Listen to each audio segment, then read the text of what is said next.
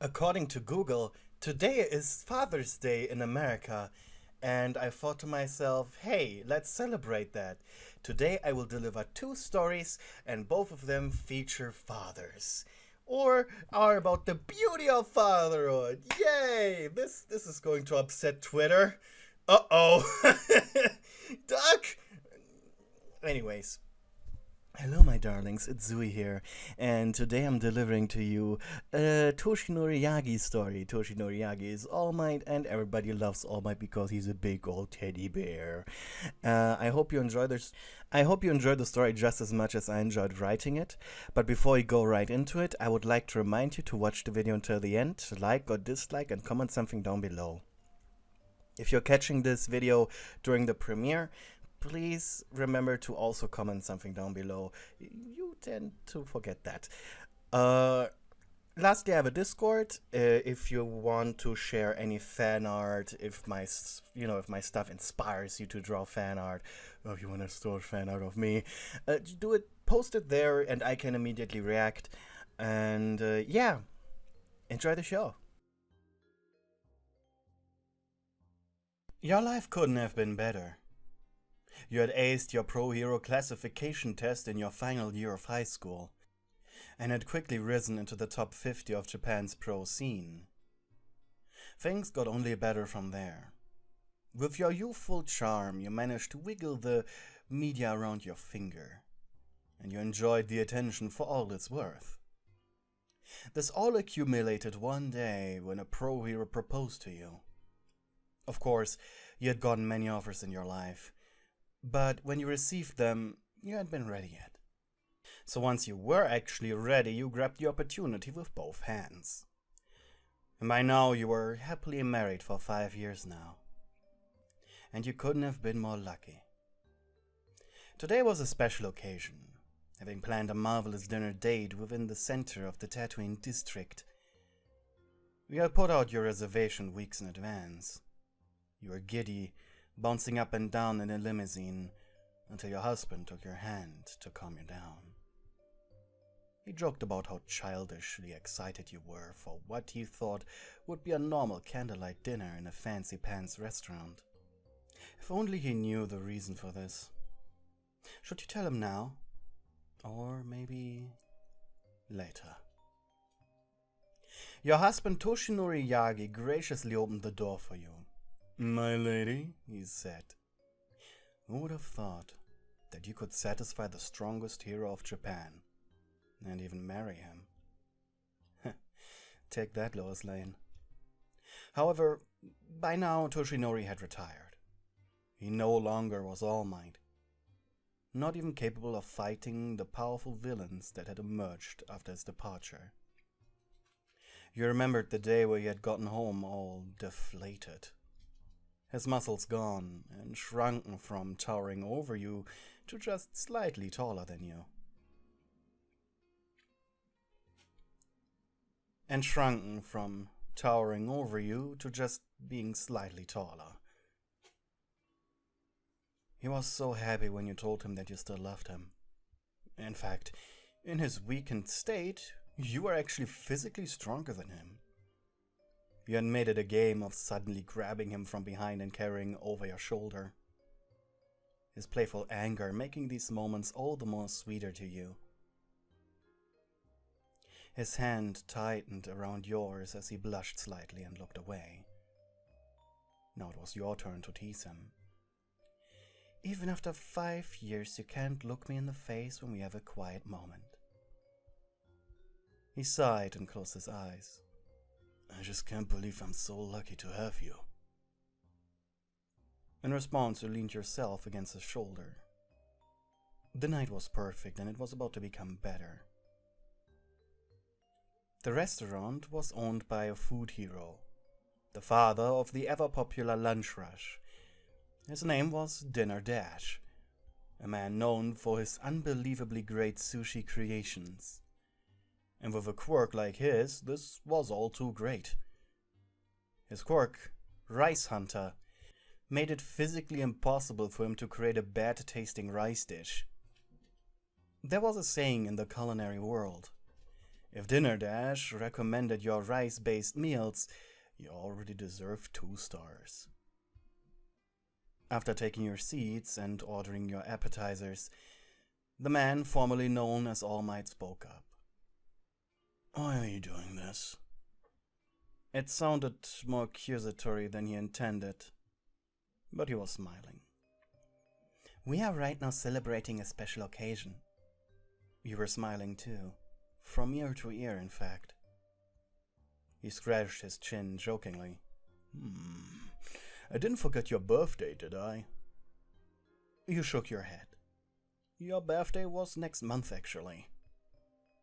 With a warm feeling, you leaned forward, placed your elbows on the table, and rested your head on your hands. "Try another." He chuckled happily. "You're making this a game, huh?" You nodded. He leaned slightly back in his chair. Okay then." A feeling of warm happiness overcame him.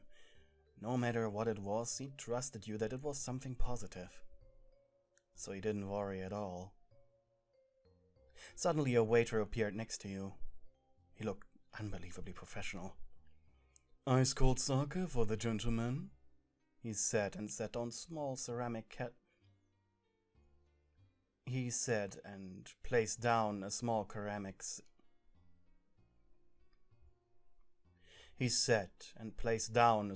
ceramic kettle and a small cup. "And a non-alcoholic iced tea for the lady." He set a glass next to your still empty plate. "The food will be ready in just a minute. I hope you enjoy your stay." The man bowed and left for the bar. "I think I've never seen you drink something non-alcoholic," your husband said jokingly, as you took a quick nibble at your sugary drink. I'm trying something new," you said with a smile, and blushed. The iced tea tasted fantastic, unlike anything you had ever drank before. Toshinori, on the other hand, kept guessing, and each time you replied with a hearty no. Trying to throw you off, he interjected with a question of his own. "By the way, how's the hero life doing?" It was super effective.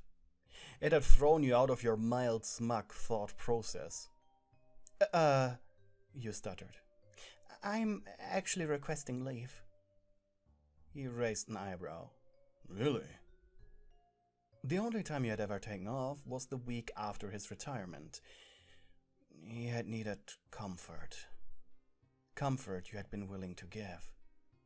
After all, you loved your husband. He blinked. "Wait, are you taking leave because of this unspecified thing?" You blushed and then smiled. "Yes," you said quietly. "After all those years," he said happily, "you finally want to take a vacation." You made a noise similar to a squeak. This was definitely not the reason. The problem was that he had taken your noise as confirmation. He said and leaned back in his chair. "I can't wait. I always wanted to take a road trip with you through the European countryside. People make fun of the Europeans for their weird religion, but they know how to keep their country in shape." He laughed. Did you already order the tickets?" Your lips quivered. Now that he was so dead set on this, it felt wrong to say no. Excuse me, I gotta use the bathroom," you said, with embarrassment in your voice. Quickly you rushed into the bathroom. There was only one person who could help you out of this. You hid in one of the stalls and quickly typed up a number on your phone. The number of a mutual friend. "Hello," answered Shota Aizawa. "Hey," you said helplessly. Aizawa smiled, but you couldn't see it. "How is he taking the news?" "I haven't told him yet." "Oof," was the sarcastic reply. "Why did you call me?" You bit your lower lip. "He thinks we are going on a vacation," You explained the situation in as little words as possible. Shota was surprised. Man, that's All Might, alright. So what do you want? Trying to hold back tears of desperation, you simply asked, Can you book us a flight to, I don't know, Italy or Germany? Aizawa laughed. You're serious? Please? You know more about Europe. I mean, you're teaching it. Aizawa shrugged, only to then realize you couldn't see it. Alright, fine. You blinked. Really? I'm doing it. Tell him it goes down next month. Your friend scratched his chin audibly. And say the flight will start at the Tokyo airport. And your goal is... He tapped his foot on the ground. Rome. You sighed in relief. You're a lifesaver. Just one more question, he said before you could hang up. Do you think you should go on a flight in your situation? It's fine.